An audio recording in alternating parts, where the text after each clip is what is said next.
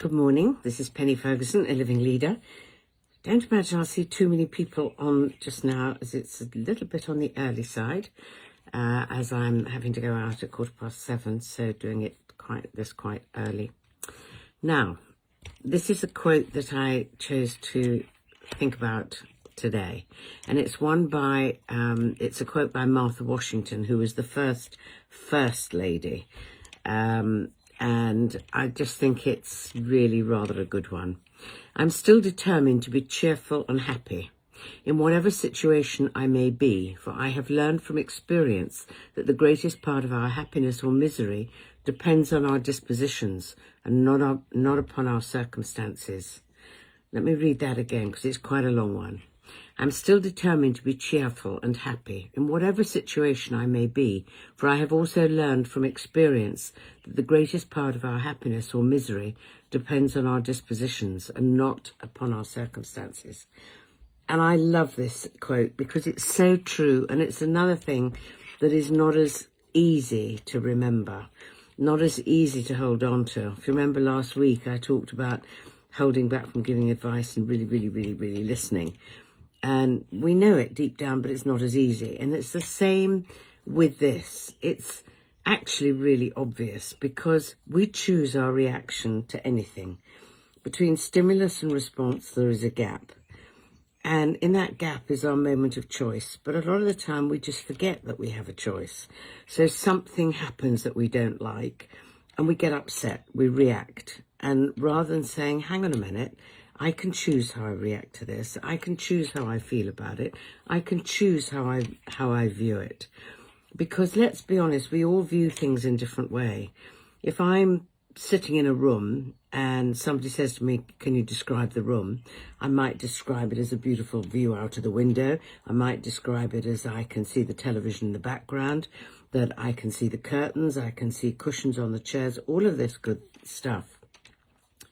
And somebody else is asked to describe the room, but they're sitting with their back to the view, so they don't see that. So they describe it very differently. And yet it's the same place, it's the same room. And it's the same when you think about whatever we choose and how we choose to view the circumstances around us. And I can give you an example of somebody who at the moment just impresses me beyond belief. And that is my co-director and younger daughter, Emma.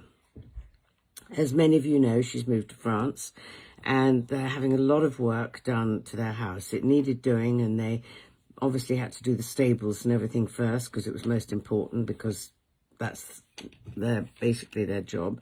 They do training horses, so they've got to have beautiful stables for the horses and everything. And the house came second, but now it's time for the house. And you have no idea the chaos they're living in. I mean, it's just amazing. There's no water. There's everywhere's a mess. There's no staircase, so they are still sleeping there, but they have to go up the outside staircase to get into their bedroom. Being no water, they have to shower outside using the shower that would be used for the horses, so they go out there to shower. There's no kitchen. They're cooking on the barbecue. And think about the situation where you've got no water. What do you do if you want to go to the loo in the night? So what they have to do is up the outside staircase into the bedroom, they take buckets of water so that they've got water so that the loo will flush. And to me, living in those circumstances would be unbearable. And I suspect all my focus would be on how awful it is and how am I coping. Ems isn't. She just gets on with it. And she's still choosing to be happy. She's still choosing to see the good things. She's still doing all the things. And probably the thing that amused me the most was she put up on Facebook this wonderful photograph of the bathroom with, I think, 6 or 7 buckets of water lined up, and actually said, this is curry night in our house. So they had to have more buckets of water up. I mean, incredible. Now, I don't know how many of us in those circumstances would continue to be happy, joyful, focusing on the good things that are going on. She's still working with me, supporting our business, and she does it under really tricky circumstances, most of the time sitting on her bed because she hasn't got an office. So, but she's still happy and cheerful. When I speak to her, which is most days on Zoom, there's never any complaints. She just gets on with it. She might show me photographs of what it's like and downstairs where there's wires hanging out of everywhere. And believe me, in France, they're not quite as efficient as keeping up the speed of when they do building. They do it in their own time. They don't seem to do long days. They do short days, and they have days where they don't come at all. So it's a very different way. But she's choosing in every moment that she's choosing to be happy with everything else that's going on around her. And she's not putting her attention on what's awful. All of us have that opportunity. Just remember, between stimulus and response, there is a gap. And in that gap is our moment of choice. We don't have to react negatively to circumstances. We can choose to see the positive. Even if somebody says something to us that is really horrible, rather than just leaping in and reacting, we can think, okay, that person is probably having a bad day.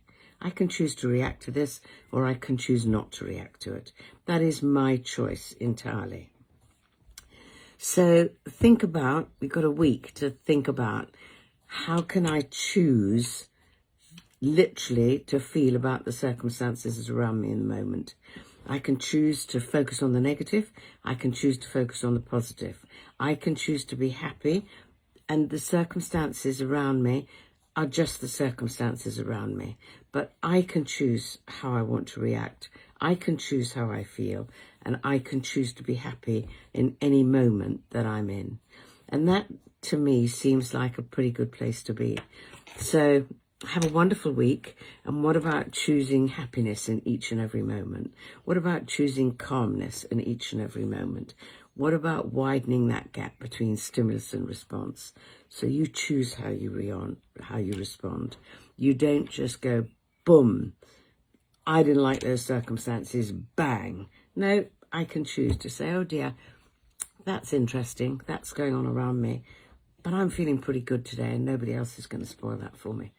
So I hope you all have a wonderful week. Have a great weekend.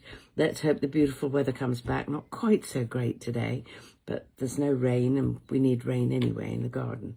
So I hope you all have a wonderful week, and I look forward to seeing you next Wednesday.